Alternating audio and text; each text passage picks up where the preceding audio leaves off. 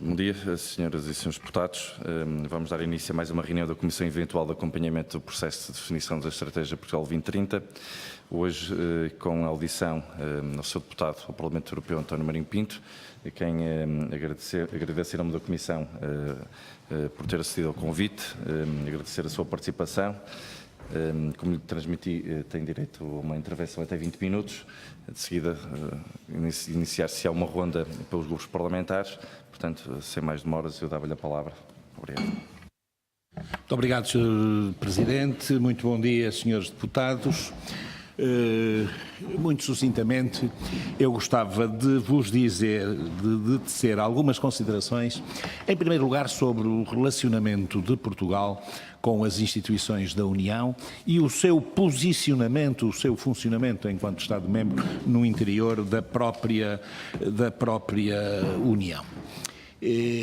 Portugal é um país pequeno, é um país periférico, é um país que tem pouca influência nos grandes centros de decisão ou nos verdadeiros centros de decisão e, portanto, a sua capacidade de intervenção é diminuta.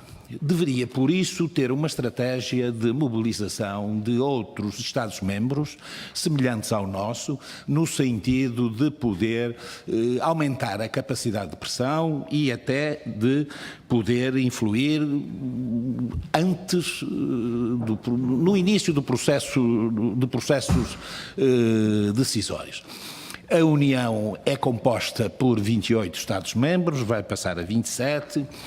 E desses 28 Estados-membros, basta dizer-lhes que 4 Estados têm metade da população, 6 Estados-membros têm 2/3 da população total da União. Isto gera, portanto, desequilíbrios e, enfim, está na raiz de muitas das situações que, não sendo totalmente negativas, poderiam ser muito melhores para países como Portugal.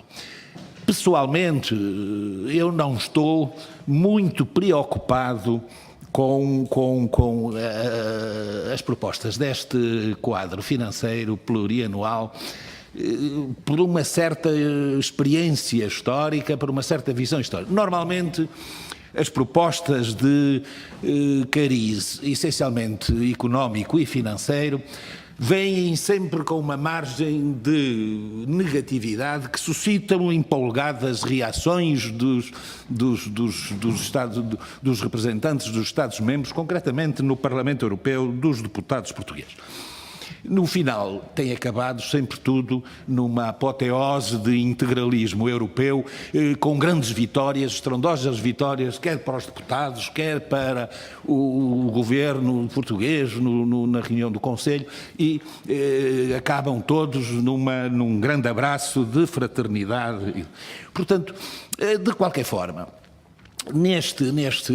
eu reconheço como político, eu não tenho formação económica e financeira, eu sou jurista e trato sempre estas questões numa perspectiva estritamente política.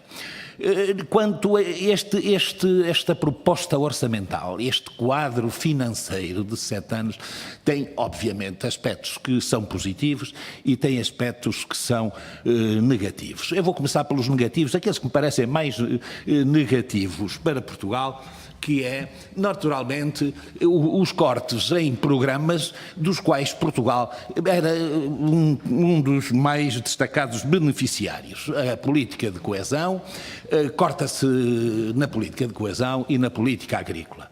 Quero dizer-vos que não me preocupa muito os cortes na política agrícola e acho que, se calhar, já deveriam ter começado há mais tempo, porque a política agrícola, que muitos consideram o cancro da própria União Europeia, no sentido de consumir recursos, há décadas e décadas a consumir recursos espantosos, volumosos, recursos financeiros volumosos da União, e os resultados não têm havido resultados.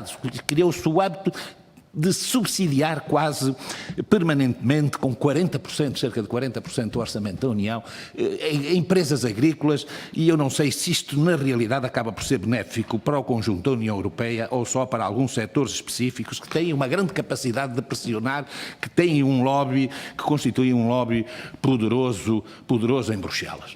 É óbvio que quando há diminuição de recursos, e há, de facto, uma diminuição acentuada dos recursos com a saída do Reino Unido, eu tenho aqui uns dados, o Reino Unido era um dos contribuintes líquidos, um dos 9 contribuintes líquidos da União, e o Reino Unido contribuía com, vamos perder 5.000, só com a saída do Reino Unido a União Europeia perde 5.700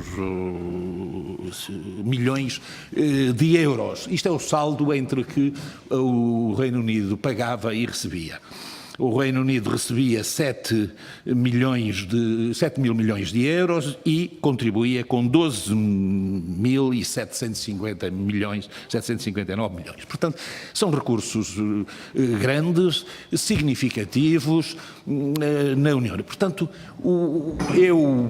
na minha opinião, os cortes deviam ser maiores, tendo de haver, como tem de haver.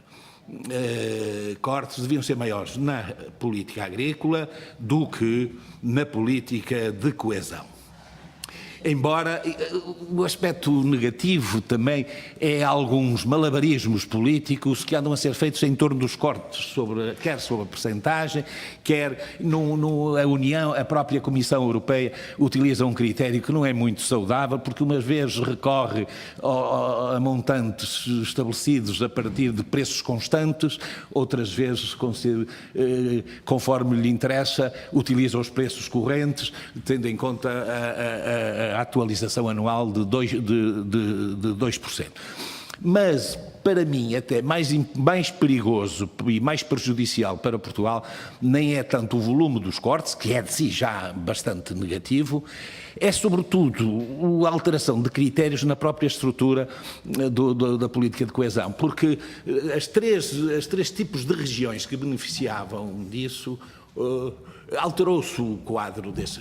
As regiões menos desenvolvidas, aquelas que tinham um rendimento até 75% do PIB per capita europeu, as regiões em transição e as regiões desenvolvidas. Ora, o que se fez foi, para beneficiar determinados países, muito mais poderosos do que Portugal, a Espanha, a Itália, a própria França, entre outros, alargou-se o âmbito das regiões em transição. Ou seja, as regiões em transição são hoje, que até aí eram as regiões cujo rendimento per capita estava acima dos 90% e abaixo dos 100% do PIB, da União, agora passam a estar até 100%. Ou seja, vai uma fatia importantíssima dos recursos que antes eram atribuídas a regiões cujo rendimento não ultrapassava, ia dos 90% ao 100% do PIB, agora vai até ao 100%. Ou seja, vai alargar, vai beneficiar sobretudo muitas regiões da Espanha, da França e da Itália. E isto para mim é que é perigoso. Isto resulta de uma atividade de bastidores, de atividade política, de bastidores, que esses países têm junto das instituições comunitárias e que Portugal não tem. E aqui deixem-me fazer uma crítica como deputado. Eu sou deputado de um partido, sou o único deputado do partido que represento, o Partido Democrático Republicano, sou o único deputado num grupo político, no quarto maior grupo político do Parlamento, que é a Aliança dos Democratas e Liberais pela Europa, que agrega, e isto é muito importante, agrega os liberais nórdicos, predominantemente holandeses, suecos, finlandeses, dinamarqueses, alemães, e os democratas do sul da Europa, sobretudo os espanhóis, franceses. Portanto, e este grupo tem no seu interior um choque, muitas vezes, de interesses e de visões da própria União, muito contraditório e muito disto. Mas travam-se notáveis discussões políticas lá dentro. deste grupo.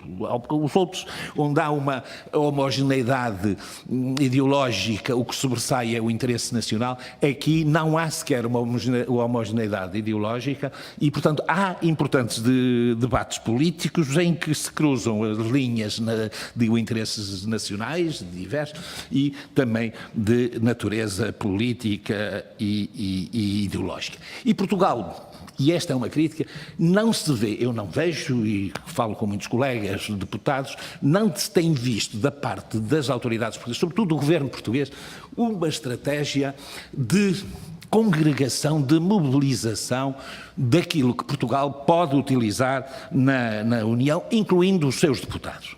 É espantoso ver como os espanhóis, em determinadas questões, parecem todos ou do Podemos, ou do PP, são todos, a ideologia deles chama-se espanholismo, e muitas vezes os portugueses ou estão a encontrar divergências onde elas não existem para realçar a retórica política, ou estão à procura de...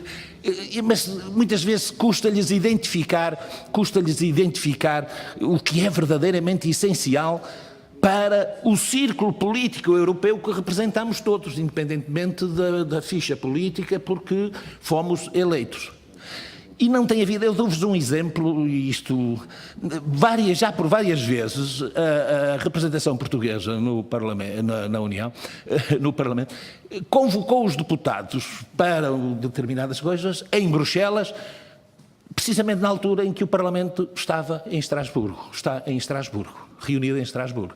Inclusivamente, chegou a convocar para um encontro com o Primeiro-Ministro em Bruxelas os deputados quando o Parlamento estava em Estrasburgo, que é uma coisa que está marcada desde o início do ano. E, portanto, isto revela algum improviso que em instâncias europeias se paga caro quando confrontado com o rigor e a metodologia que alguns países e os representantes de alguns países põem. Eu não resisto, e volto já ao tema não resisto a transmitir-vos uma experiência pessoal que já por algumas vezes eu constatei no Parlamento Europeu, sobretudo a partir de iniciativas que são discutidas dentro do meu grupo político, que é o seguinte: às vezes há determinados projetos, determinadas ideias para lançar determinadas coisas e reunimos-nos. Bom, os espanhóis,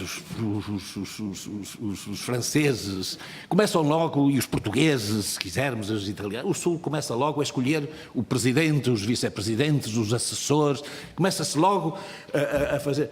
O holandês, o dinamarquês, o sueco, o austríaco, o finlandês, perguntam sempre e querem sempre discutir a questão do financiamento do projeto, onde é que está o dinheiro, quem vai pagar. E o que eu ouço recorrentemente nos debates do meu grupo é, dos outros deputados, deste tipo de deputado, eu represento os meus eleitores. Eles não dizem que representam o seu país, representam os meus eleitores. E em questões de impostos, em questões de dinheiro, as coisas são discutidas até ao cêntimo, por aqueles que são os contribuintes líquidos, os ricos da Europa. Quando chega ao Sul, não quero dizer os portugueses, mas sobretudo franceses e italianos, os espanhóis, parece que tudo é facilidade. Tudo, o dinheiro gasta-se que lá de aparecer. Bom, e isto tem consequências, não só económicas, mas tem consequências na credibilidade das propostas e no respeito que, muitas vezes, os seus autores têm ou não têm. Ora bem, aspectos negativos ainda deste. Portanto, há aqui um favorecimento claro, não só um prejuízo dos países mais atrasados como Portugal. Praticamente nós só temos uma região acima dos 100% do PIB europeu, que é Lisboa. Temos uma região em transição, que é o Algarve e a Madeira, duas, e do resto são tudo regiões abaixo dos 75%, o Norte, o Centro, o Sul, o Alentejo, etc. E, portanto, nesse aspecto, Portugal será prejudicado. Eu penso que isto também se conseguiu, eu não quero fazer aqui processo de intenção, mas o comissário português, o ministro português no governo da União, o comissário português, o o Dr. Carlos Moedas, que é, aliás, tem sido um comissário, Carlos Moedas, tem sido uma pessoa por quem eu passei a ter uma grande consideração pelo seu rigor e, assim, pelo seu sentido de interesse nacional. Ele acabou por dispor de um orçamento muito superior ao que ele próprio era capaz de imaginar. E, em contrapartida, o país é prejudicado naquilo que para ele era essencial, na política de coesão. E eu insisto que na questão agrícola eu tenho algumas reservas, porque estamos há demasiadas décadas a transferir dinheiro para dinheiro que desaparece, que não se traduz realmente em grandes alterações na produção, na comercialização. E, sobretudo, se há as grandes empresas agrícolas, então se formos a França e a Espanha, são as grandes empresas. Portanto, não é tanto na política, mas era sobretudo na coesão. Eu penso que se poderia, e pela minha parte, e com alguns deputados com quem eu já falei, sobretudo do Partido Socialista e do PSD, procurar reduzir os cortes na coesão. Eu não me bato muito pela questão agrícola, como já vos disse, mas por procurar reduzir os cortes na política de coesão, sobretudo no fundo de coesão, que chega aos 45%. Chega aos 45% de cortes. Reduzir aí os cortes e, se possível, alterar também o critério para determinação quais as regiões em transição e as regiões, portanto, menos desenvolvidas. Aspectos positivos. Eu considero, fiz aqui um elenco, mas considero, em primeiro lugar, aspectos positivos. Há, de facto, agora programas de apoio às reformas. É essencial haver um programa de apoio às reformas, à inovação, à ciência, um reforço enorme das verbas para a inovação e para a ciência. E nós estamos num período, eu acho que a Europa perdeu muito da sua capacidade de liderança no mundo e da sua capacidade no mundo. Nós olhamos para os setores estratégicos e é tudo americano na digitalização. Eu não resisto a contar-vos uma história rapidamente do meu tempo de estudante, de 1971. Eu era estudante em Coimbra, participava numa daquelas reuniões em que íamos transformar o mundo, acabar com as injustiças, e um jovem meu colega de cabelos em caracóis pelos ombros levantou-se a dada altura, e um pouco a despropósito, porque nós discutíamos uma greve a umas aulas e uns apoios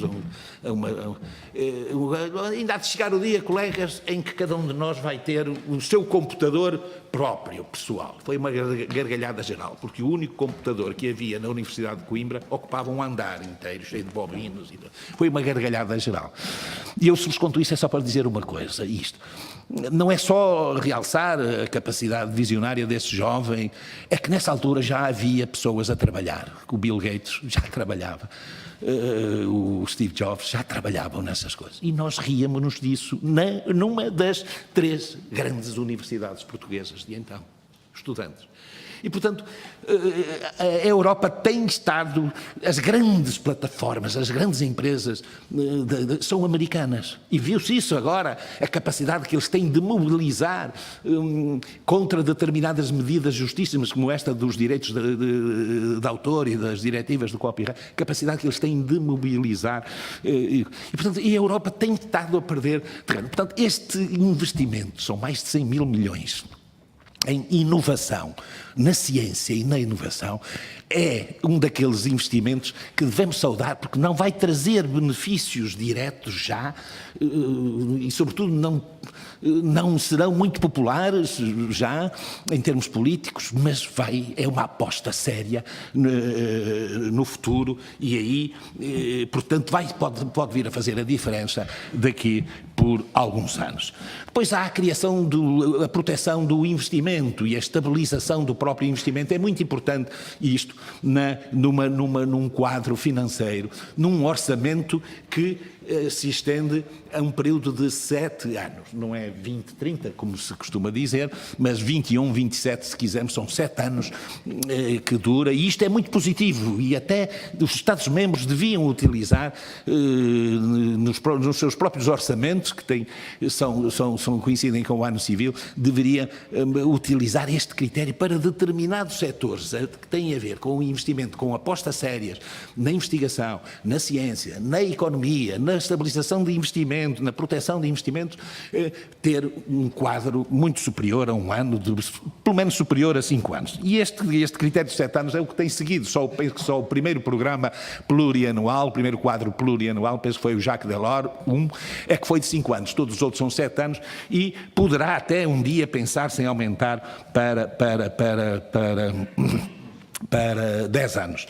Depois há novos programas, o Investeu, que vai agregar e racionalizar diversos instrumentos financeiros que hoje estão dispersos. Há uma medida muito importante e perigosa. É importante, mas é perigosa, dada a situação política no seio da União, que é o princípio de respeito do Estado de Direito e da boa gestão dos fundos. Isto tem destinatários específicos, a Polónia e a Hungria, mas, enfim, eu penso que a União Europeia vive hoje um período de forte convulsão interna, devido ao populismo de direita, mas as grandes ameaças à União Europeia não vêm desses dois Estados. As grandes ameaças vêm da Alemanha, do populismo da extrema-direita, da extrema-direita alemã, porque a extrema-direita cresce e um setor da direita tradicionalmente democrático tende a avocar os programas e as reivindicações populistas e xenófobas da extrema-direita para satisfazer o seu eleitorado ou com medo de perder esse eleitorado. E o perigo vem da Alemanha, vem da Áustria, vem da Dinamarca, vem da Holanda, como se viu. E isto eu não sei ainda como vos classificar o que se passa em Itália, porque a aliança entre um partido de esquerda e alguns aspectos até de extrema esquerda, que emerge para corrigir os desvios direitistas e as degenerescências da tradicional política de promiscuidade italiana, alia-se aos xenófobos, à extrema-direita, àqueles que são herdeiros históricos do fascismo europeu. Enfim, isto causa alguma perplexidade e eu devo dizer, já falei, eu dou-me bem com alguns deputados do 5 estrelas, já falei com alguns, e eles não me conseguiram explicar o que se passa, que enfim, tem um discurso standardizado, gravado, uma cassetezinha, mas que não convence. Depois, aspectos positivos no mais, recursos próprios. É óbvio que quem quer executar políticas tem que ter recursos. Hoje as palavras só não bastam, as boas intenções não bastam, é preciso recursos próprios. E aqui, enfim, a União tem em primeiro lugar, começamos logo com recursos próprios, poupa os chamados rebates, aquilo que alguns Estados recebiam para diminuir a sua comparticipação. É logo o do Reino Unido. A tendência é para eliminar, até durante um prazo de 5 anos, eliminar esses rebates aos Estados-membros. E isso vai traduzir-se em receitas próprias da União, importante. Pois há um aumento... Uma redução da taxa, isto também é muito importante porque são recursos dos Estados-membros, não é? Que é uma redução para 10% da taxa de 20% sobre os direitos aduaneiros que os Estados-membros retinham. Retinham 20% dos direitos aduaneiros e agora só passam a reter 10%. Depois... há 20% das receitas do comércio das licenças de emissão. E há uma taxa nova que é sobre os plásticos, as embalagens de plástico não recicladas que serão cobradas, penso que é 8 cêntimos por quilo que os Estados terão que pagar sobre os resíduos de plástico. E, sobretudo, há uma questão que vai ser muito debatida e já agita o Parlamento Europeu, que é um lançamento de impostos comunitários. Eu defendo isso, não impostos sobre o rendimento singulares, não impostos sobre o trabalho, mas aquilo que muitas forças políticas têm defendido em Portugal, sem sucesso, que é um imposto sobre transações financeiras. é muito importante que vultuosos lucros que se geram, às vezes com meros cliques, geram-se lucros fabulosos e esse dinheiro não seja tributado. E, portanto, eu tenho defendido, em consonância com a Comissão, o Sr. Junqueira já o disse, já o defendeu também, embora isto cause em Estados, cá estão os tais Estados ricos, o Luxemburgo, o Reino Unido opunha-se com veemência a isso, a própria Holanda. Alguns Estados-membros têm quase num espírito de traição ao espírito da União, têm feito um dumping fiscal contra outros Estados-membros que não é compatível com os desígnios da própria União. E, portanto, eu tenho defendido isso. Peço desculpa. Portanto, tenho defendido isso e acho que essa é uma medida que vai avançar mais cedo e mais tarde, porque é aquela que menos fraturas e menos resistência irá provocar junto dos eleitores. O Sr. Presidente já me avisou que esgotei o meu tempo. Eu tinha aqui mais uma ou duas coisas para dizer, mas ficarão agora nas respostas. Muito obrigado. Muito obrigado. É isso mesmo, agora nas respostas dos parlamentares poderá continuar o raciocínio. Tem a palavra o grupo parlamentar do PSD, o Sr. Deputado António Costa Silva. Muito obrigado, Sr. Presidente. Antes de mais, um cumprimento especial ao Sr. Deputado Europeu António Marinho Pinto e a todos os colegas presentes nesta audição de hoje. Dizer-lhe que portanto, a sua reflexão é muito importante para a nossa discussão, portanto, os seus pontos de vista, portanto, que são alguns deles diferentes daqueles que o PSD defende, mas de qualquer forma são muito importantes para aquilo que é a nossa discussão e que é este debate que nós temos sobre a definição da estratégia do novo quadro financeiro plurianual, portanto, a estratégia, no caso português, do Portugal 2030, que tem para já esta denominação. Concordamos com o princípio que defendeu, que Portugal perdeu ao longo dos últimos anos, que era o bom relacionamento e o bom funcionamento que Portugal tinha com os denominados países amigos da coesão. Portugal, pelo menos este governo, não perdeu essa ligação e, efetivamente, os custos desse esforço e também daquilo que era o lobbying que era feito na perspectiva da defesa da coesão foi sendo perdido por Portugal. Deixar aqui algumas notas que nos parecem importantes e que têm algumas referências àquilo que referiu no caso da discussão e do entendimento dos deputados europeus, nomeadamente os deputados portugueses. No caso português, em concreto, e aqui no Parlamento e no caso nacional, o Sr. Deputado, como sabe, foi estabelecido um acordo entre o Governo e o PSD, portanto o Partido Social Democrata, portanto o principal partido da oposição. E este acordo é um acordo de princípios, tem como base dar força ao governo português nas negociações que estão em curso. Tem esse objetivo, é garantir alguma rede negocial, tendo em conta que são os dois grandes partidos de governação, digamos assim, que é fundamental que esta perspectiva do quadro financeiro plurianual que seja o mais proveitosa possível para o país. Portanto, esse foi. E dentro deste acordo foram estabelecidos 3 princípios que são fundamentais. O primeiro princípio é que se consiga, pelo menos, manter o nível de financiamento que o Portugal conseguiu na última programação que termina em 2020. Portanto, para o Portugal 2030, no caso, o Acordo de Parceria Português. E, nesse caso concreto, aquilo que foi estabelecido é que Portugal conseguisse pelo menos as mesmas verbas, sobretudo para as áreas da coesão, mas também para a agricultura. E aqui temos um primeiro ponto de discordância, e até porque temos uma leitura muito diferente, é que o primeiro pilar das ajudas, estamos a falar de ajudas ao investimento, e essas são garantidas, e estamos a falar de ajudas ao investimento, nomeadamente a grandes empresas. O que está em questão e o que está em risco são as verbas precisamente para os agricultores. E isso tem a ver com questões muito específicas que tem a ver com as limitações que os agricultores têm no mercado único, nas regras de concorrência e também naquilo que muitos entendem de perda de soberania, de poder produzir aquilo que entenderem. Embora o PSD entenda que, nesta perspectiva, nós estamos com base num princípio de partilha de soberania e valorizamos mais a partilha de soberania do que, por vezes, a questão que é discutida por alguns partidos, mas isso cabe a cada um na sua discussão política. Mas entendemos que as perdas, nomeadamente ao nível do Fundo de Coesão, e nomeadamente ao nível da agricultura, sobretudo ao nível do segundo pilar, onde estão as ajudas diretas aos agricultores, preocupa-nos imenso.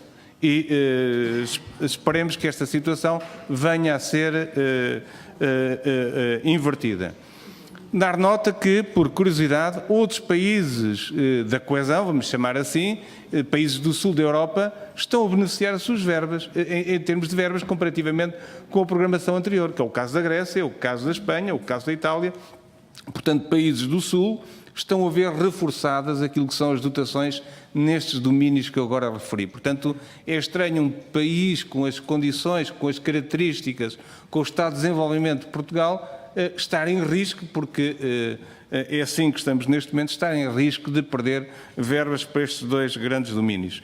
E aí o PSD manifesta a sua preocupação. Outra questão fundamental na nossa perspectiva tem a ver com a questão das receitas da União Europeia.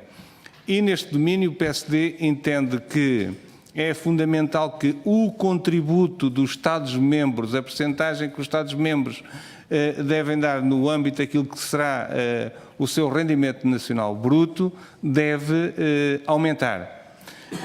Deve aumentar e acompanhamos aquilo que até foi uma proposta do Parlamento Europeu, até 1,3% do rendimento nacional bruto. Portanto, sobre esta matéria entendemos que é fundamental este reforço e que o reforço, tendo em conta o contexto em que nós vivemos, estou mesmo a terminar, Sr. Presidente, tendo em conta o contexto que nós vivemos de Brexit, de outras regiões que estavam em phasing out, que agora regressam, como é o caso da Andaluzia, que tem 8 milhões de habitantes e que regressa à convergência, digamos assim, para utilizar aqui um termo mais técnico, portanto significa que os desafios são muito maiores, para além dos desafios europeus, das migrações, da digitalização, as questões da defesa e outros problemas que a Europa tem que confrontar. Portanto, é fundamental procurar novas receitas. Se, por um lado, o contributo dos Estados-membros, o aumento desse contributo é fundamental, mas também é fundamental procurar novas receitas. O Sr. Deputado referiu algumas delas. O PSD vai mais longe do que isso. Avançamos, nomeadamente, com uma proposta que nos parece importante, tem a ver com os contributos das verbas dos lucros do BCE, que devem contribuir precisamente para o reforço das verbas das receitas europeias. Outra matéria tem a ver com as multas às multinacionais irem diretamente para o orçamento comunitário e não terem modalidade anterior de reversão aos Estados-membros. Algumas delas concordamos com aquilo que referiu, nomeadamente as taxações financeiras, as taxações da digitalização de empresas que estão no mundo digital, nomeadamente algumas das americanas que referiu e outras do mundo inteiro, que efetivamente têm uma implicação no mercado europeu e que não têm nenhuma taxação quando entram no nosso domínio. Portanto, mas nunca, e o PSD tem defendido isso, nunca impostos que recaiam diretamente sobre os cidadãos. Nunca. Este é um princípio fundamental. Terminando mesmo sobre as questões que lhe gostava de colocar, algumas delas já fiz os comentários, nomeadamente as questões dos cortes da agricultura, a questão uma matéria que nos parece importante, eu gostava de ouvir a sua opinião, que tem a ver com o novo método de cálculo para as verbas comunitárias, mas também os indicadores de acesso, nomeadamente aquilo que no passado nós tínhamos os 75% do PIB para beneficiarem, portanto, da convergência, das verbas da convergência. Atualmente surgem outros indicadores como as migrações e também os indicadores do emprego que penalizam claramente Portugal. O PSD fez uma sugestão em que incluísse as questões demográficas, nomeadamente a densidade demográfica, as perdas demográficas, que incluísse esse indicador, portanto, nesta negociação. E gostávamos muito de ouvir a sua opinião sobre esta matéria e também comentasse alguns dos aspectos que eu referi. Muito obrigado. Obrigado, Sr. Deputado. Tenho a palavra para responder o Sr. Deputado Europeu, António Marinho Pinto. Bom, eu começo por este aspecto, é assim, nós interligo com a proposta que defendeu de um aumento do contributo dos Estados-membros. Eu acho que esse aumento é muito difícil porque a resistência dos Estados dos mais ricos é feroz nesta matéria e o grande combate deles é para reduzir ainda mais os seus contributos e refiro-me, sobretudo, não me refiro tanto aos grandes contribuintes líquidos, à Alemanha, à França, à Itália e ao Reino Unido que saiu, não é? Mas refiro-me sobretudo aos pequenos contribuintes líquidos, alguns dos quais contribuem com avultadas quantias, a Holanda, a Áustria, a Dinamarca, a Finlândia e a Suécia. Esses aí estão as grandes resistências. E os Estados mais pequenos e beneficiários não têm sabido congregar os seus esforços de unidade para poder contrabalançar o peso da influência desses Estados. De qualquer forma, é assim, a coesão, os fundos de coesão, são fundos que, pela sua própria natureza, são transitórios. Tem finalidade de suscitar, gerar convergência e, portanto, a sua tendência é desaparecer quando atingirem o objetivo que determinou a sua respectiva criação. E, portanto, se não se atinge esses objetivos dentro de prazos razoáveis, os próprios fundos de coesão, a própria política de coesão começa a ficar em crise porque ou foram mal utilizados ou então estão mal delineados estruturalmente porque não atingem os objetivos. E aqui, eu não gostaria de avançar muito porque eu tenho uma posição pública, que já o disse várias vezes, não é só neste, naquele ou naquele governo. Portugal não tem utilizado corretamente, pelo menos os fundos que beneficiou da União Europeia, não só na coesão, mas também na formação profissional. Nós não nos esqueçamos do regabof que foi, do conjunto de abusos, alguns de quais de natureza criminosa, que foram feitos com os fundos, sobretudo o Fundo Social Europeu, na altura, para a formação, etc. E, portanto, isto está lá na memória dos europeus. Eles, quando lhes interessa, evocam isto e atiram-nos com isto à cara. Portanto, é assim, Portugal tem que dar mais do que, ao mesmo tempo que reivindica, e muito bem, porque somos um país mais atrasado, mas tem que dar uma imagem de rigor na gestão, na utilização desses fundos e do esforço que a Europa faz no sentido da convergência. E nem sempre Portugal tem dado. E não é este, eu não aponto nenhum. Portugal, os vários governos ao longo das décadas. Tá? E é óbvio que os vários governos estão identificados político-partidariamente. Só o PS e o PSD é que lideraram governos nas últimas décadas e, portanto, é preciso também que nesses dois partidos haja esse esforço de rigor. E que apareça na União Europeia algo que eles possam interpretar como mudança. Porque, quer dizer, a retórica política, a argumentação parlamentar, aquilo às vezes é pior, era preferível a alguns deputados portugueses estarem calados do que falarem. Porque há situações que são tão chocantes, há pessoas que só elevam a voz para pedir dinheiro. Mais dinheiro, mais dinheiro, mais dinheiro, mais dinheiro. E depois perguntam-se, no meu país o horário de trabalho é 40 horas, deputados de países contribuintes líquidos. Vocês estão a reduzir para 35 horas e estão a pedir mais dinheiro. E saíram de um resgate. Bom, há questões que são... Eu sei que isto não tem, em termos económicos, o peso que por vezes é atribuído, mas é importante em termos simbólicos, porque a política tem dimensões simbólicas muito importantes. E é preciso transmitir imagem, transmitir ideias de rigor. Portugal tem melhorado, e tem melhorado, e são os dois partidos, quer dizer, com todas as críticas e exageros que se possam apontar e algumas justas excessos cometidos no período da Troika, por parte do governo português. O certo é que esse governo é muito bem visto na União Europeia. talvez até em alguns Estados-membros, pelos excessos que cometeu.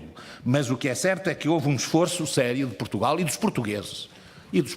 Mais que dos governantes, foi dos portugueses para isso. Houve exageros, houve excessos que podiam ter sido evitados. Mas depois também houve, e tem havido, enfim, por circunstâncias também, beneficiários de circunstâncias que entretanto se alteraram em consequência dos esforços que foram feitos anteriores, mas tem havido algum rigor. E Portugal tem recuperado, ou mantido e até aumentado, se quiser, no aspecto financeiro, uma imagem de prestígio nas instituições e no Parlamento Europeu, sobretudo com o ministro Centeno. Isso é inegável e a prova até está no facto de ele ocupar hoje na presidência do Eurogrupo. Eu penso que o grande esforço de Portugal é transmitir uma imagem de rigor e de critérios altamente rigorosos na utilização dos fundos, porque o que prevalece é que muitas vezes os fundos são utilizados mais para fidelidades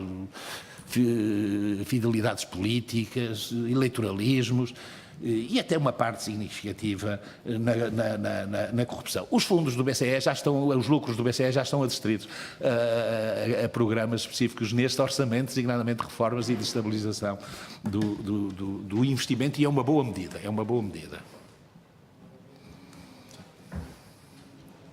Sim. Obrigado. É a vez do Grupo Parlamentar do Partido Socialista. Tem a palavra a sua deputada Carla Tavares.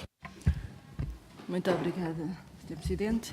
Aproveito, obviamente, para cumprimentar o Sr. Eurodeputado António Marinho Pinto e agradecer a vinda a este Parlamento e dizer-lhe que, tal como o Sr. Deputado, eu também não sou da área económica, também sou jurista e por isso também não me vou fixar muito nas questões económicas, mas nas questões também essencialmente políticas, e começava precisamente por fazer referência àquilo que há pouco disse, no que se refere à falta de estratégia comum dos eurodeputados portugueses no Parlamento Europeu, no sentido de se congregarem à volta do interesse nacional. E o que é certo, e não posso deixar também aqui de referir isso, é muito difícil conseguir-se essa congregação, quando ainda muito recentemente nós tivemos os nossos eurodeputados portugueses a querer debater no Parlamento Europeu questões nacionais, o que levou inclusivamente a uma repreensão por parte do próprio Sr. Presidente do Parlamento, o que é desnecessário. E realmente, quando temos posturas assim, é sempre muito difícil haver uma congregação em volta deste interesse comum, que no fundo é o nosso país e o interesse nacional. Mas depois também não poderia deixar de referir que também não deixa de ser difícil haver essa congregação e esse objetivo comum quando nós passamos também demasiado tempo, por vezes, a criticar aquilo que na verdade tem sido feito no nosso país e a nossa postura em face da utilização dos fundos. Quando Portugal, e sobretudo nos últimos anos, tem dado, e como referiu e bem, um bom exemplo no que se refere ao desenvolvimento e à alteração da sua própria situação económica e financeira, porque de facto hoje Portugal tem uma boa imagem na União Europeia, é isso que nos tem dado a conhecer e, aliás, e como referiu, no que se refere mesmo à utilização rigorosa dos nossos dinheiros, este reconhecimento que foi feito com a nomeação do nosso Ministro Mário Centeno para Presidente do Eurogrupo é precisamente isso. Eu não posso crer que os demais Ministros das Finanças dos demais partidos, dos demais países europeus, tenham querido nomear para Presidente do Eurogrupo alguém em quem não confiassem para gerir as finanças do seu próprio país. E posto isto, e porque também não me quero alongar, porque nós iremos ter plenário logo de seguida, o Sr. Eurodeputado referiu há pouco que o seu grupo parlamentar, o ALDE, a Aliança dos Partidos Democratas e Liberais, e eu queria fazer-lhes algumas perguntas quanto a isso.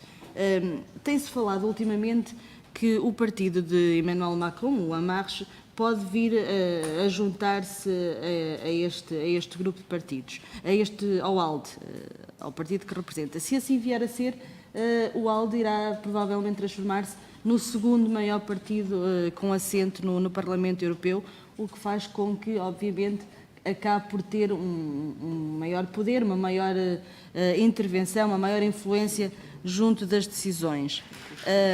Recentemente, um colega do Sr. Eurodeputado, o Sr. Deputado Gérard Deprez, referiu que é contra um quadro financeiro plurianual sem recursos próprios e apenas financiado, aliás, é contra o aumento do aumento das contribuições nacionais. Também, ainda na semana passada, o primeiro-ministro holandês, Mark Rutte, referiu também que é Bruxelas que refere os Estados-membros e não o seu contrário, e referiu ainda mais, se não começarmos a cumprir as promessas básicas da União Europeia, as pessoas vão começar a acreditar nas falsas promessas e nos sonhos loucos dos políticos dos extremos. E isto, disse ele, agora digo eu, políticos extremos, dos extremos estes, muitas vezes também com um discurso anti-europeu. Posto isto, aquilo que eu lhe perguntava é, de facto, qual é a sensibilidade do grupo a que o Sr. Deputado pertence, nomeadamente quanto a esta questão do financiamento da União Europeia, quanto à utilização, ao aumento dos recursos próprios e quanto ao aumento do financiamento, das contribuições nacionais. Até porque, como já aqui foi referido, e bem, de facto, nesta proposta que agora está em discussão, de facto, a Comissão propõe 9 recursos, mas não foi suficiente ambiciosa. Deixou de lado a eventual taxa europeia sobre o digital e as transações financeiras, que aliás o Sr. Deputado também referiu, mas também sobre as emissões poluentes. E isto parece-nos ser da maior importância numa altura em que todos nós, e cada vez mais, devemos estar atentos às alterações climáticas e ao aquecimento global. E posto isto, terminava mesmo em cima do tempo e agradecendo mais uma vez a sua vinda. Obrigado, Sra. Deputada. Tem a palavra o Sr. Deputado Europeu, António Marinho Pinto, para responder. Sra. Deputada, eu vou lhe responder e vou fazê-lo até com muito gosto, porque me vai permitir explicar, dizer aos Srs. Deputados as razões porque eu aderi ao ALDE como deputado e não a outras famílias políticas muito mais próximas do meu quadro ideológico, das minhas opções políticas e ideológicas. Eu apreciei no ALDE 3 coisas fundamentalmente. Um amor indestrutível pela liberdade, um compromisso indestrutível pela liberdade. Liberdade com L maiúsculo que abrange as liberdades individuais e coletivas, etc. Isto para mim é determinante no mundo de hoje, como foi determinante na minha juventude. Na luta contra a ditadura, na luta pela democracia, na luta contra o colonialismo, etc. Foi determinante nisso. Depois, o que eu apreciei no ALDE também é o rigor nas contas e nos dinheiros. Nós gastamos dinheiro que os contribuintes pagam. As pessoas que trabalham, as entidades que geram riqueza, entregam ao Estado parte dessa riqueza que criam, parte do rendimento que criam. E nós temos a obrigação de gastar esse dinheiro com muito rigor, com muito cuidado e não esbanjá-lo, não gastá-lo da forma, olhe como se gastou na reforma do Tribunal de Justiça, por exemplo, de que eu fui relator e que não aprovaram a minha proposta. O Tribunal pediu 12 juízes, acordou em 9, era para se nomear 9 juízes, mas quem nomeia os juízes é o Conselho são 28 membros, não conseguiam nomear 12 juízes, porque cada um quer nomear o seu juiz, e então, vocês que pediram 12, nós damos-vos 28, e nomearam-lhe 28 juízes, sendo cerca de juízes custa 1 milhão de euros por ano, o seu gabinete. E, portanto, gastou-se mais, cerca de 20 milhões de euros, porque o Conselho não é capaz de nomear um número de funcionários ou de dirigentes que não corresponda ao número de membros do Conselho. Isto é o pior exemplo que se dá, isto é o reflexo de uma degenerescência ética e política. Portanto, rigor no gasto do dinheiro que os contribuintes nos entregam, sejam empresas, mas sobretudo o grande grosso dos impostos em Portugal é o IRS, é o trabalho individual das pessoas. É quem trabalha, que entrega uma parte daquilo que ganha para o Estado. Portanto, rigor nisso.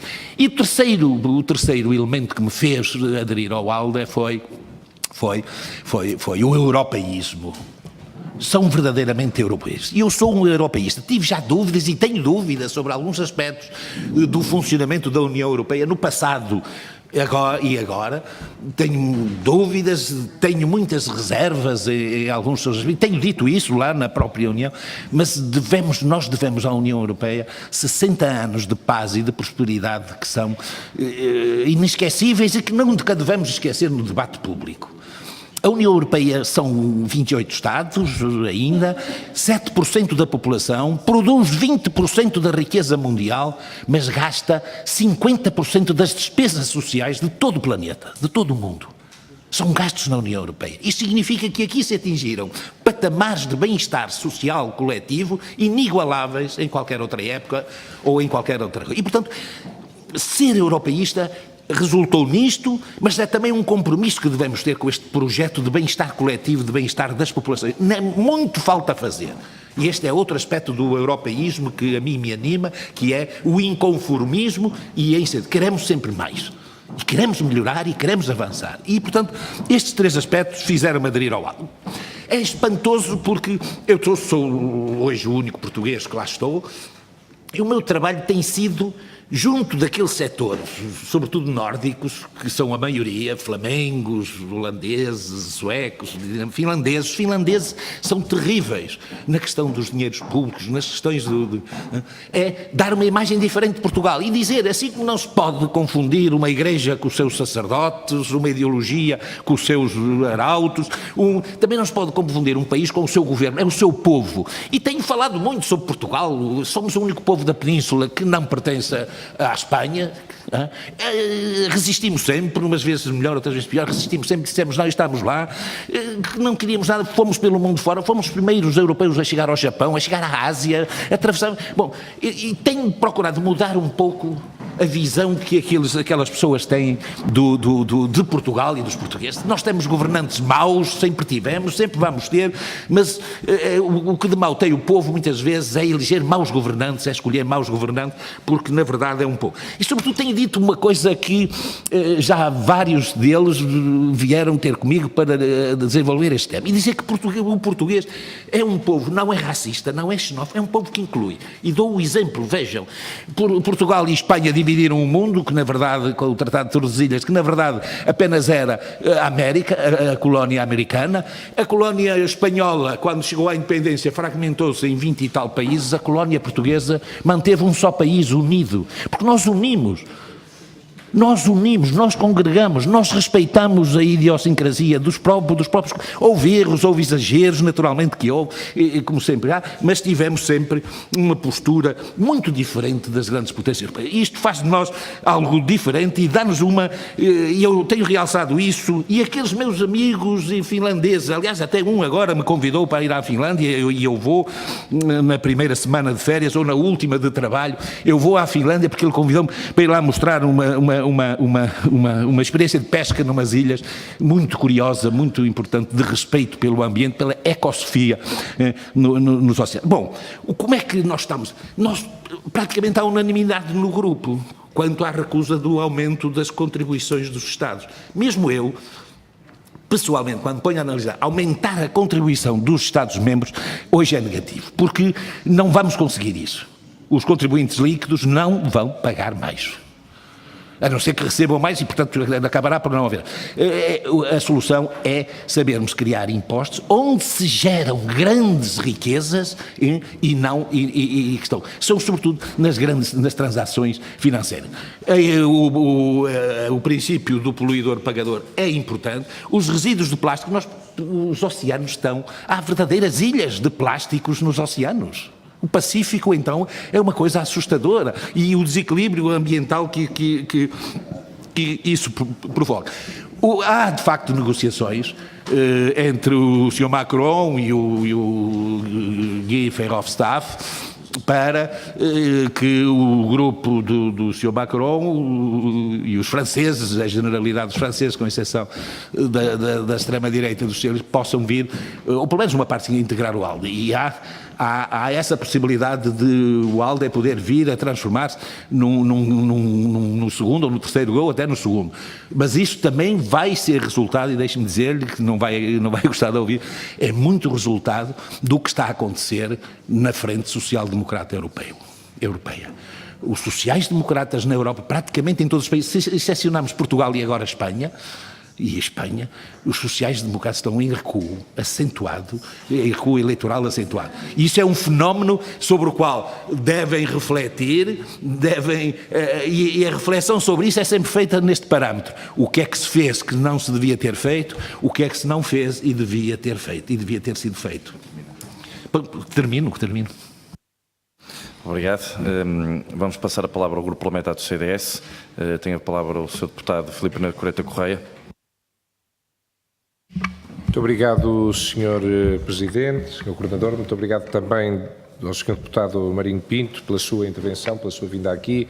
Quero começar também por agradecer ao Bloco de Esquerda que deu a sua concordância para que eu possa intervir antes da ordem que estava prevista, mas na verdade tenho agora uma reunião que já está a começar noutra comissão da qual sou o coordenador e não posso faltar, de maneira que queria apenas fazer uma intervenção muito breve relativamente a vários pontos. Nós entendemos que estas reuniões com os deputados do Grupo Parlamentar Europeu são da maior importância. Creio que a sua intervenção aqui também reflete aquilo que é a diversidade política no espaço europeu e da parte do CDS nós acompanhamos isso sempre com gosto e com vivacidade, sendo certo que relativamente ao seu otimismo sobre aquilo que será o evoluir natural das negociações relativamente aos cortes em termos da coesão e da PAC, embora em relação à PAC já lá irei, porque o entendimento do Sr. Deputado não é tão crítico em relação a isso, mas no fundo o otimismo em relação ao sucesso final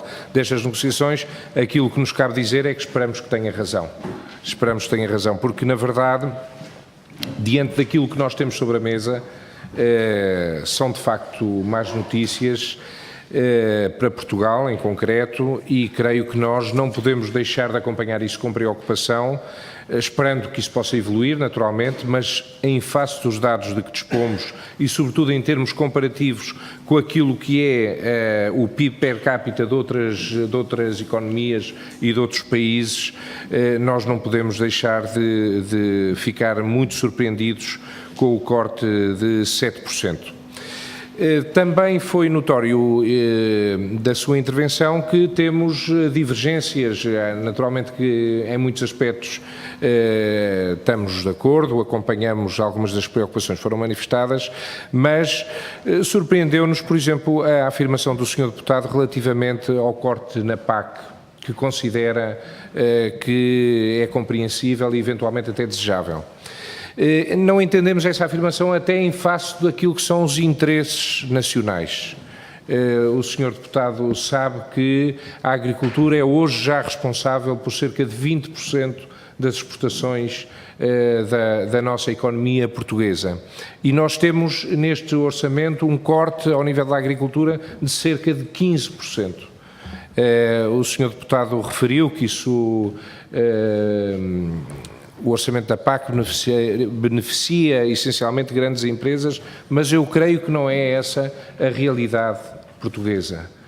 Creio que o orçamento europeu para a agricultura apoia e dá um apoio substancial e da maior importância aos agricultores e representa uma importância incontornável. Portanto, não percebo como é que em face desse corte se pode ter uma atitude compreensiva. De resto, até numa altura em que em Portugal tanto se fala do interior, tanto se fala do combate aos incêndios, tanto se fala da desertificação, e não se vê também que é nesse âmbito também que se tem que colocar a importância da agricultura e a importância dos apoios europeus à agricultura. Também somos um partido que se tem distanciado e percebi aqui agora também, não só em relação a outros partidos cá em Portugal, como o PSD e o Partido Socialista, relativamente aos fundos próprios e à criação de impostos europeus, o Sr. Deputado também afirmou não só uma compreensão, mas até um desejo em relação a essa frente. E essa é para nós também uma frente, mas em sentido contrário. Os impostos europeus significariam, em nosso entender, um corte substancial e um passo substancial naquilo que é as atribuições tradicionais, clássicas e importantes de preservar ao nível do Estado, e representaria uma oportunidade apenas para um orçamento europeu mais distante, menos escrutinado e, no fundo, ir ao encontro de outras atitudes que também criticou, de menos cuidado e rigor em relação à aplicação dos fundos europeus. Nós somos totalmente contra isto e esperamos que não possa avançar.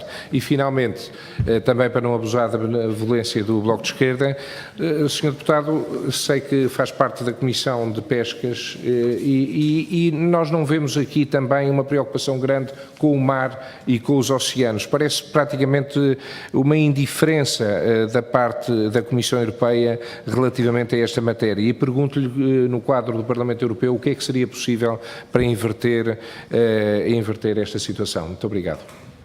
Ora, Sr. Deputado, tem a palavra para responder o Sr. Deputado Europeu António Marinho Pinto. Senhor Deputado, muito obrigado. Eu começo por lhe salientar um aspecto que é este. Há uma diminuição efetiva dos recursos da União com a saída do Brexit e o impacto financeiro, já o disse, é superior a 5 mil milhões de euros. Agora, das duas, uma, ou criamos recursos próprios da União ou aumentamos as contribuições dos Estados. Sr. Deputado, não tenha ilusões. Se aumentamos as contribuições dos Estados-membros, aumentamos os impostos dos portugueses, dos cidadãos dos Estados-membros. A única forma de financiar é os impostos dos Estados. Mas isso traduz-se em poupanças.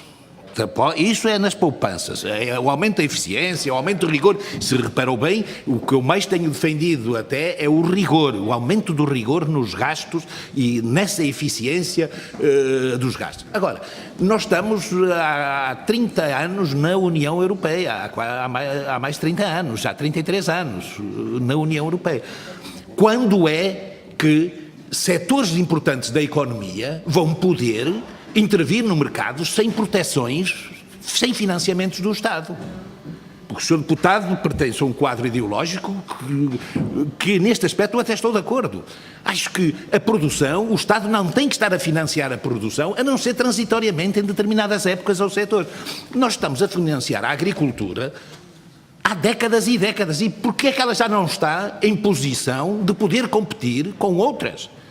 Quantos anos mais, quantas décadas mais vão continuar com os impostos dos europeus e dos portugueses a financiar um setor económico privado da União? E, portanto, esta é a questão que devemos pôr. E por aqui começam os critérios de rigor. Porque, é assim, eu compreendo que Portugal devesse e beneficiou e muito da agricultura. Nós tínhamos uma agricultura atrasada. Nós tínhamos uma agricultura quase de subsistência. Tínhamos alesírias, umas tantas empresas, mas quase que não tinham capacidade de intervenção no mercado. Tínhamos também uma agricultura que foi destruída e que tinha um importante fator social, que era aquilo que em certas correntes nós chamava o semi-proletariado. Pessoas que trabalhavam em fábricas ou em escritórios e tinham a sua terra. E essa agricultura que foi aniquilada, foi destruída com a desertificação do interior, tinha uma importância social enorme, porque havia pobreza, mas não havia miséria.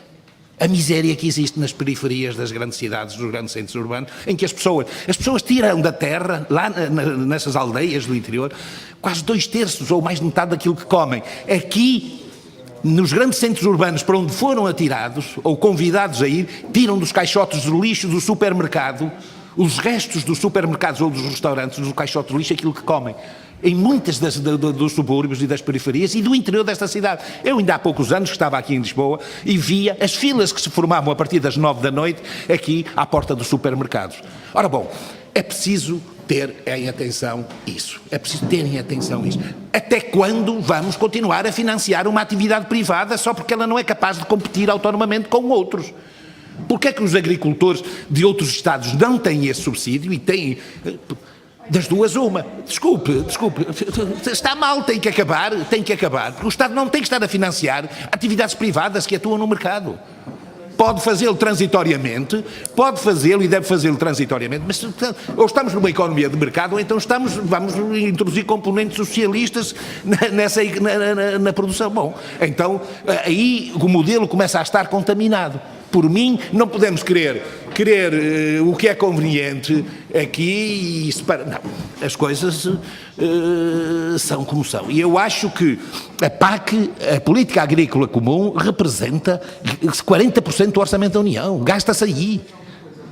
E qual é o contributo? Em termos estratégicos, o peso da agricultura é muito inferior àquilo que nela se gasta. E, portanto, é a altura de começar a ter. Eu não defendo que se eliminem de um momento para o outro esses apoios. Reconheço o peso eleitoral e a importância que isso tem nos eleitorados dos vários partidos, mas é preciso também alguma coragem política para inovar também aqui nos métodos. Estarmos prisioneiros de coisas que são às vezes absolutamente irracionais é um mau resultado. E portanto eu defendo isso, defendo o apoio ao mais frágil para que ele possa adquirir um estatuto de competitividade. Mas há de acabar, não há de ser eterno. Não vamos estar eternamente a isso, porque não faz sentido. Não faz sentido e, portanto, acho que porque são outros trabalhadores que estão a pagar isso. É sobretudo o IRS de quem trabalha nos escritórios, nas fábricas, nas escolas, que está a pagar isso. E nós devemos ter este exercício de honestidade política connosco próprio. Até quando? E começar a pôr limites temporais a este tipo de atuação. A Comissão de Pescas, bom, nós temos a Comissão de Pescas, eu estou na Comissão de Pescas, estou eu, e está o Goé, está lá o deputado também, o João Ferreira, do PCP. Bom, a Comissão de Pescas é um exemplo de como muitas vezes as coisas funcionam mal. A União Europeia tem feito um esforço muito positivo para disciplinar determinado tipo de atuação, designadamente na pesca, no combate à pesca ilegal, que são autênticos atos de pilhagem e de usurpação dos recursos de todos, por alguns, introduzir alguma disciplina, porque é assim, Sr. Deputado, se não fosse a União Europeia e se deixássemos quase isto ao critério da iniciativa privada e das empresas privadas, dentro de meia dúzia de anos, 2 décadas ou 3, acabavam os recursos no mar. Esta geração consumia os recursos todos e deixava os oceanos vazios para os vindouros. É preciso, foi o que eu disse, já há vários pescadores, e os mais radicais nem são os portugueses, nem são os franceses, até os franceses, os holandeses, que têm políticas muito agressivas, agora com a pesca elétrica, introduziram um novo método de pesca para substituir a pesca de arrasto, que é de uma eficiência enorme. Com impulsos elétricos, eles captam só o peixe sem estragar o fundo do oceano. Andam lá com isso como se fosse uma vantagem competitiva e que nós temos-nos oposto. Nós, portugueses, espanhóis, franceses, os ingleses estão de saída, mas têm-se oposto a isso. Portanto, tem que haver disciplina nas pescas. Agora, Sr. Deputado, o que Portugal fez no passado, quase me apetecia dizer que é criminoso. Nós, em 85, quando entramos para a União Europeia, consumíamos 2/3, ou melhor, 2/3 do que consumíamos em peixe era pescado nas nossas águas, pelos nossos barcos, pelos nossos pescadores. Hoje, e também, tirando o bacalhau, naturalmente, mas hoje nem um terço é pescado por empresas portuguesas, por pescadores portugueses. A esmagadora maioria do peixe que comemos é pescado por empresas estrangeiras, nomeadamente espanhola, e nas nossas águas. Isto foi feito no passado. E foi feito em troca de qualquer coisa que talvez tenha sido o pior dos erros de Portugal. Porque Portugal, com a costa que tem, com a tradição que tem, com a ligação ao mar, e a ligação ao mar não é só para poemas, não é só para evidenciar os adamastores e as coisas, a ligação ao mar é, sobretudo, a pesca costeira, as famílias, os milhares e milhares de portugueses que viviam da pesca e que hoje quase são tratados a igual como as grandes presas que devastam os oceanos. E portanto, para terminar, assim, a política, eu tenho apoiado a política de pescas da União, com reserva para algumas situações de Portugal, não por nacionalismo, eu não sou nacionalista e até nestas questões considero muito prejudicial, mas pela importância social que a pequena pesca de costeira em Portugal tem na qualidade de vida das populações e na garantia da qualidade. Eu até fiz um texto e que foi discutido no meu grupo e na comissão a que pertenço sobre a evolução do conceito de ecologia para o conceito de ecossofia nos oceanos, ou seja, a diferença é entre o termo grego logos e sofia. O logos é o neutro, é o conhecimento objetivo, o eco significa casa.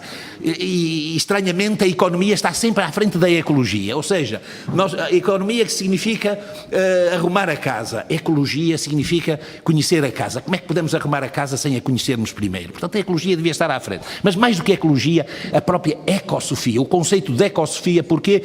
Porque o sofia é a tradução que os latinos fizeram de sapiência, para sapiência, e que em português deu sabedoria, saber e sabor. E a melhor forma de conhecer as coisas é saboreando-as. As coisas sabem-nos bem ou sabem-nos mal, conhecendo-as. E conhecer os oceanos, preciso saborear aquilo que os oceanos nos dão, a qualidade do pescado. E aí levava a uma inversão em algumas das políticas. Porque tradicionalmente a União Europeia trata qualquer pescador como suspeito de irregularidade. Deve tratá-lo como aliados no combate à pesca ilegal, à pilhagem que os chineses, os japoneses e muitas potências, sobretudo orientais, fazem nos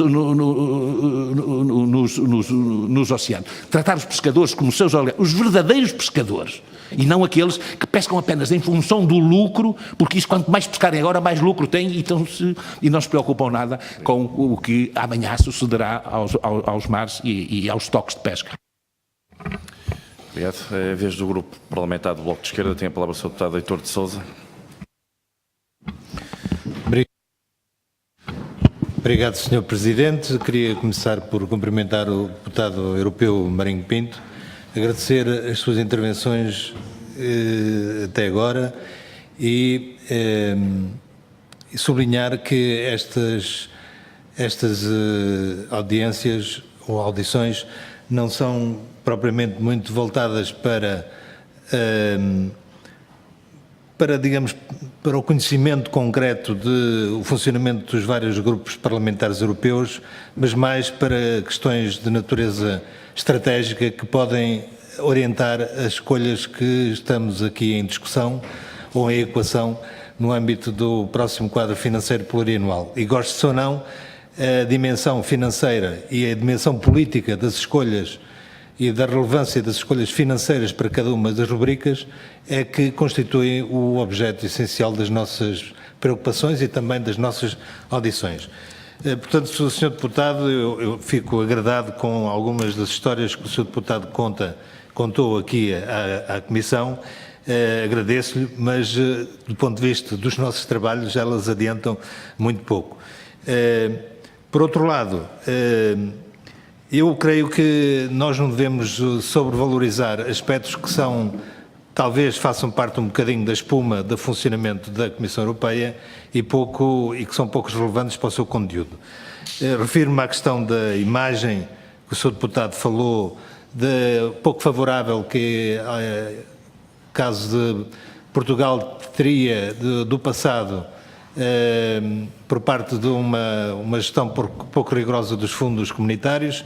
Eu, por acaso, ontem estive com o deputado Carlos António Costa Silva e o deputado Bruno Dias numa reunião do Parlamento Europeu para a discussão das redes transeuropeias de transportes e nessa reunião pude constatar que o rigor e a boa utilização do dinheiro eram afinal algo que é mais ou menos generalizado a todos os países europeus, e uma das coisas que se apontava como mau exemplo do uso dos dinheiros europeus era uma ligação ferroviária em alta velocidade entre Turim e Lyon, cujo grau de utilização ronda atualmente os cerca de 20% da sua capacidade.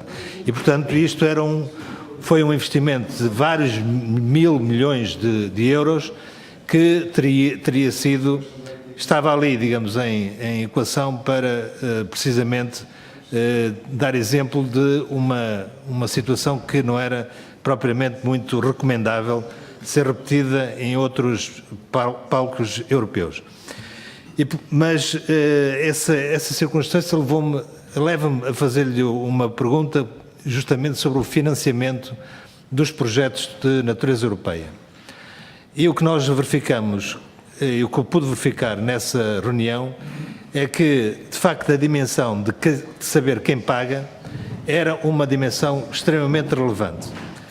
Mas o saber quem paga não exime a Comissão Europeia e os organismos europeus, nomeadamente o Parlamento Europeu, de perceber se quem paga está de acordo com as prioridades que têm a ver com o desenvolvimento das estratégias europeias, nomeadamente a construção de redes transeuropeias de transporte. E como o Sr. Deputado Marinho Pinto sabe, uma das prioridades que a nível europeu existiam era de estender as redes transeuropeias de transportes a Portugal. E nós, neste momento, estamos, ao que parece, condicionados pelo efeito da grande crise que condicionou Portugal durante os últimos 4, 5 anos, desde 2010 praticamente até 2015, condicionou Portugal também por causa de uma política errada, na nossa opinião, de desenvolvimento das infraestruturas de transporte por parte do governo PSD-CDS, e estamos reduzidos àquilo que é uma antena, digamos, miserabilista, creio eu, de uma ligação ao corredor atlântico com Portugal, que, segundo o atual plano de investimentos de infraestruturas de transportes do atual governo, está limitada a uma linha em via única para o transporte de mercadorias entre Sines e Badajoz, Madrid, o eixo atlântico.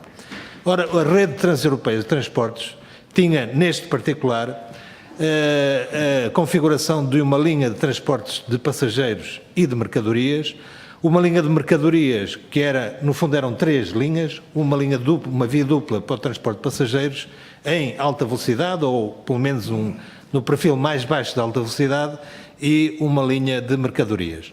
E o que nós verificamos é que, aparentemente, o Governo abandonou esta hipótese e a Comissão Europeia não se preocupa rigorosamente nada com o assunto.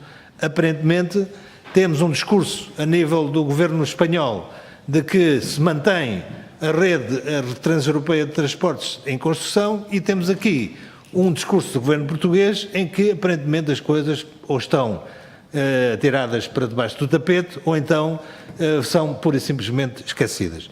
Eu queria lhe perguntar a sua opinião, se acompanha esta questão e se é ou não possível fazer com que o financiamento da rede transeuropeia de transportes seja, porque a escala desse financiamento é europeia, seja no caso de países com parcos recursos e com dificuldades de recursos, como é o caso de Portugal, se não seria possível fazer com que esse financiamento seja integralmente suportado pelos países da União Europeia, ou melhor, pelas entidades da União Europeia que promovem a construção e o desenvolvimento da rede transeuropeia de transportes. E, portanto, Sr. Deputado, gostava que nos respondesse sobre se a política de financiamento que está em cima da mesa de obrigar, entre aspas, a um cofinanciamento nacional em projetos cuja dimensão são essencialmente transnacionais e europeus, se não seria conveniente fazer com que esses projetos avançassem, independentemente da capacidade que os países possam ter para esse desenvolvimento. Obrigado. Obrigado, Sr. Deputado. Tem a palavra o Sr. Deputado Europeu António Marinho Pinto para responder. Sr. Deputado, eu sou um defensor dos comboios de alta velocidade e de uma nova rede ferroviária na Europa. E sou, sobretudo por esta razão, é preciso diminuir o peso da aviação, dos transportes aéreos, na mobilidade, quer no transporte de mercadorias, sobretudo de passageiros. Nós já devíamos ter, de facto, uma ligação a Madrid e já podíamos, e eu preferia ir de Lisboa para Bruxelas de comboio do que ir de avião. Se calhar chegava mais cedo e com menos custos e menos cansado e sobretudo com menos poluição no ar, sobretudo com menos poluição atmosférica, sobretudo com maior qualidade que a viagem de comboio. Eu viajo nos comboios de alta velocidade em França e é espantosa a rapidez com que se chegam a determinados locais, muito mais rápido do que se fosse de avião, porque não é a viagem de avião, é os formalismos todos dos aeroportos, como sabe. Portanto, eu defendo isso. Agora, a União Europeia não pode financiar integralmente a relação é sempre de cofinanciamento. Há uma parte dos Estados, e sobretudo os Estados membros é que definem aquilo que querem. A União Europeia não pode impedir, pode aumentar a sua dotação própria da União para determinados projetos, no sentido de levar os Estados a aderir a eles. Eu acho que, enfim, ainda se há de saber as verdadeiras razões porque é que se abandonou o comboio de alta velocidade. Não aquele que era feito a pedido dos autarcas, dos vários lobbies eleitorais, mas sobretudo uma ligação Lisboa-Madrid. De mercadorias e passageiros, naturalmente. Porque nós temos um Porto de Sines que é a entrada da Europa para a América e depois chegam aqui, vão outra vez de barco?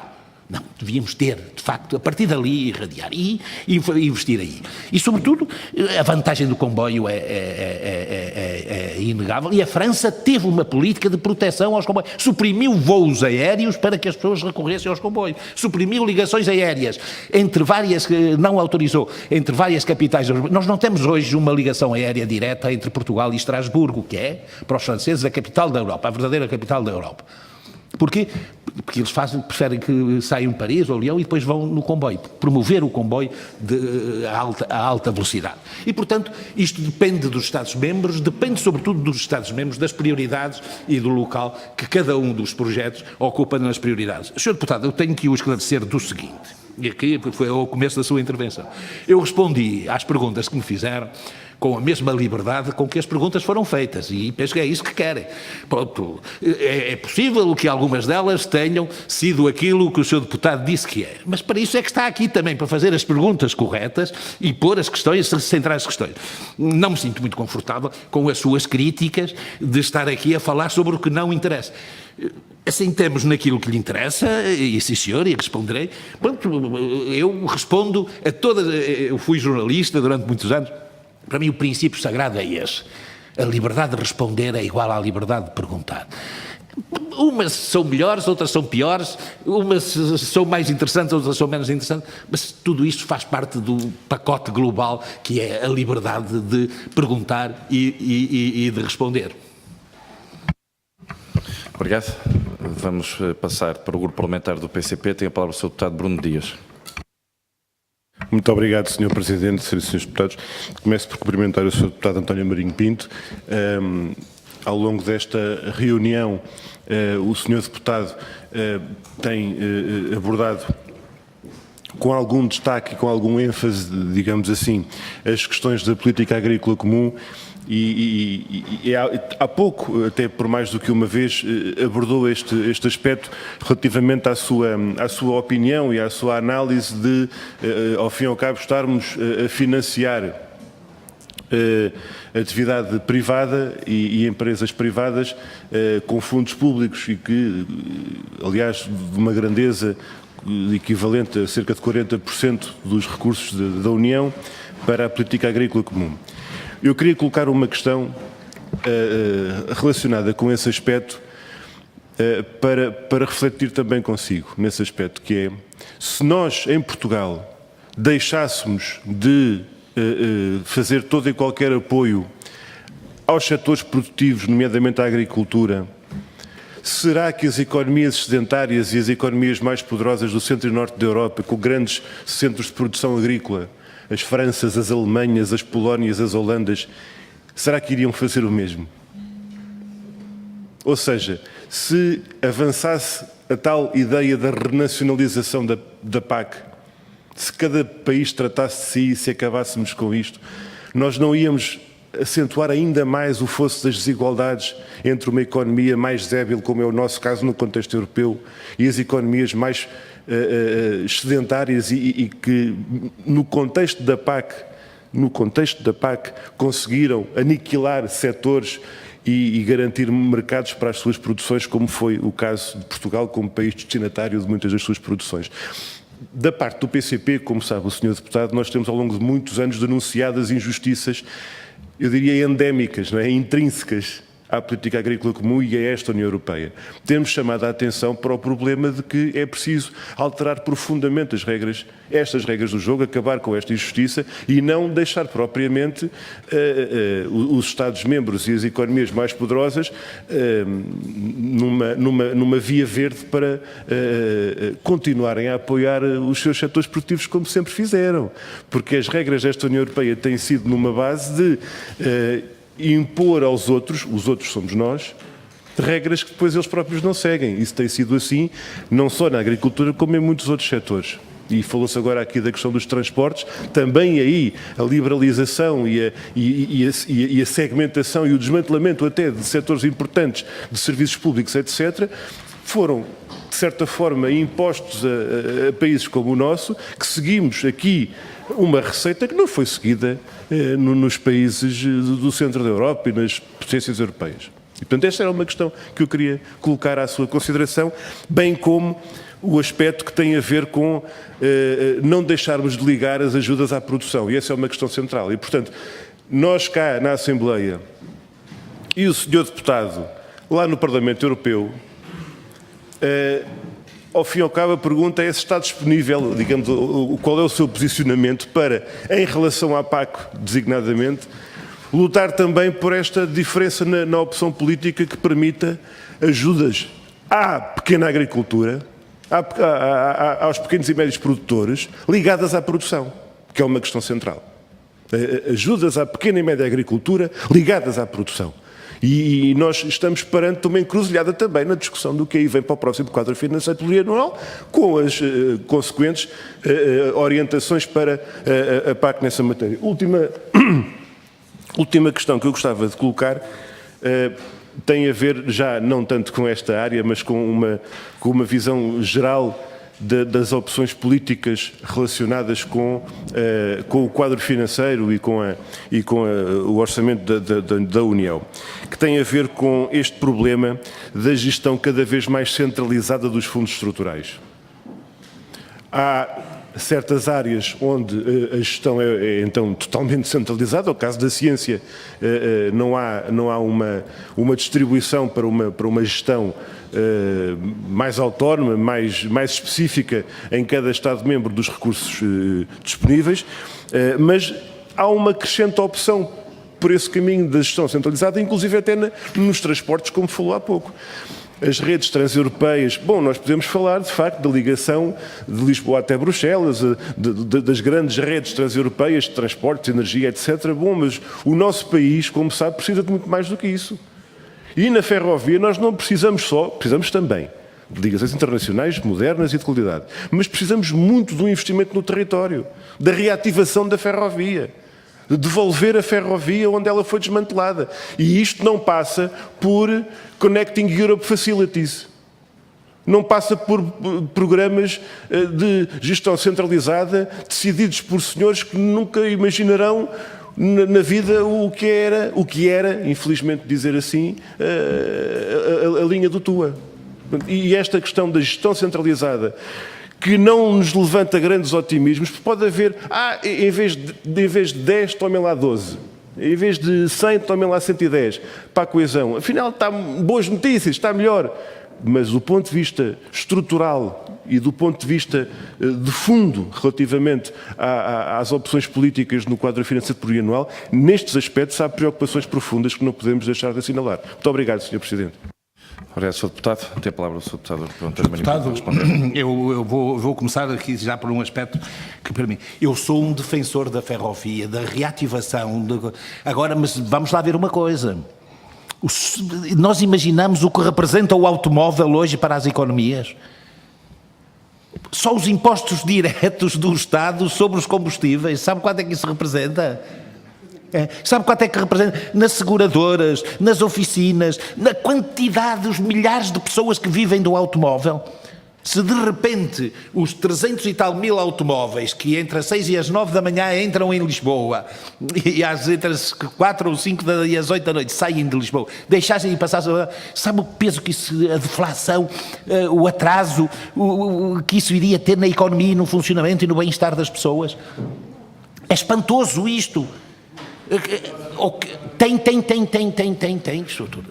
Sr. Deputado, na minha opinião, tem, porque é assim, isto não é o resultado de uma opção perversa, malévola, doentia dos dirigentes, isto é o resultado da economia. Aqui é que se geram lucros e empregos. Sabe quantos milhões de pessoas têm emprego porque nós abusamos do uso do automóvel? Ponto. É óbvio que isto tem que mudar, porque está-nos a levar a uma asfixia do próprio planeta. E é uma redução imensa da qualidade de vida. Vai ter que mudar. Mas essa mudança tem que ser construída lentamente, paulatinamente e de forma consciente e com o envolvimento direto e cidadão dos cidadãos e das pessoas. Para mim não há nada melhor do que o comboio. Eu quando tenho que fazer, faço a viagem entre Coimbra e Lisboa, são 2 horas de comboio, eu venho a trabalhar ou venho a dormir, que é vantagem, é lucro do que vir a conduzir. Fica-me a metade do preço, uma viagem de comboio. E os riscos que eu não corro. Agora, é preciso também que a CP funcionasse bem, cumprisse os horários, não parasse horas, às vezes, no meio das coisas e não tivesse... Era preciso um conjunto de alterações muito importantes. A questão da gestão centralizadora dos fundos. É assim, há vantagens e há inconvenientes. Não vamos, Sr. Deputado, não vamos aqui mistificar as coisas. Se entregarmos os fundos à gestão própria dos Estados-membros, alguns Estados faziam uma festança enorme com esses fundos. É preciso haver fiscalização, é preciso haver critérios. E os fundos são atribuídos para determinar. Não são atribuídos aos Estados, gastem como quiserem. Ou quando quiser. Não, somos atribuídos para gastar num determinado período e no conseguimento destas finalidades. E quem atribui tem o direito e tem o dever de fiscalizar a forma como eles são gastos. Porque nós temos experiências muito más na Europa de fundos que foram malbaratados, incluindo no nosso país. Vamos agora, Sr. Deputado, à questão que me parece ser importante, que é a questão da PAC. Eu nunca estive contra os apoios à agricultura que era estruturalmente atrasada, uma agricultura que em alguns aspectos era medieval, que não respondia. A minha questão é esta: qual o período de tempo que é necessário para pôr essa agricultura num plano razoável de competitividade conjunta? Porque é assim, nós não podemos estar a distribuir fundos só pelos benefícios eleitorais que eles nos podem trazer. Os fundos de coesão e os fundos de apoio à agricultura é para pôr a agricultura num patamar de competitividade igual aos outros. E depois, em termos globais, é este. Porquê é que a Europa financia, todos os países financiam a sua agricultura? Porque há outros países no mundo que produzem o mesmo, nomeadamente em África, nomeadamente países pobres, a África e a América Latina, que produzem os mesmos produtos e os venderiam aqui a preços bem mais baratos. E, portanto, esta também é muitas vezes uma forma de gerar divergências no plano global, no plano do próprio planeta. A minha tendência é que, a minha posição é que se apoiem, seja na agricultura, seja na indústria, seja até no setor de serviços, situações novas que carecem de um apoio para se desenvolverem, para atingirem determinados patamares de competitividade, mas que não podem ser eternos os apoios, porque então não é economia de mercado. Não é economia de mercado. Então vamos, no melhor cairíamos, vamos para planos de produção, planos plurianuais de produção, quinquenais ou outros. Portanto, a questão é esta. Estamos há 4 décadas quase a apoiar determinados setores económicos que estão sempre a precisar de apoio. Quando é que vai terminar isto? Quando é que os apoios...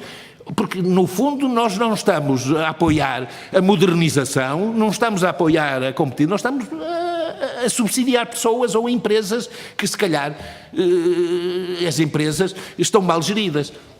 A minha questão central é sempre esta. Um subsídio a uma atividade económica, tem que ser sempre transitório, nunca pode ser definitivo. Seja nas pescas, seja na agricultura, seja na indústria e depois nos vários ramos da indústria, tem que ser transitório, mais ou menos longo, para cumprir determinados objetivos e não pode ser, e não deve ser eterno, porque estamos a dar subsídios à custa dos impostos de trabalhadores, de pessoas de outros setores. Estamos a prejudicar aqueles que esse dinheiro podia ser investido em situações que pudessem ser mais vantajosas. E eu pergunto, a União Europeia... As vantagens do apoio à agricultura na União Europeia, com 40% do seu orçamento, as vantagens que daí advêm são correspondentes ao esforço financeiro que os europeus fazem no seu conjunto. 40% do orçamento, que beneficiou sobretudo a França. A Espanha, mas sobretudo a França. Isso foi depois, já foi mais tarde. A Polónia, os que entraram. Isso agora, esses aí são... Agora, foi sobretudo a França, uma exigência da França, da agricultura francesa. Bom, estamos há décadas disso e vai continuar. É preciso que façamos este debate, despidos enfim, das vantagens que cada um pode retirar de manutenção ou desses apoios. Façamos este debate, porque no fundo ele é essencial fazer-se. Senhores deputados, muito obrigado pela vossa atenção e pelo convite que me fizeram. Muito obrigado. Queria agradecer em nome desta Comissão por ter aceito o convite, por ter estado presente, por ter participado e por deixar os seus contributos. Certamente serão úteis para os trabalhos desta Comissão. Muito obrigado. Está terminada a reunião. Bom dia.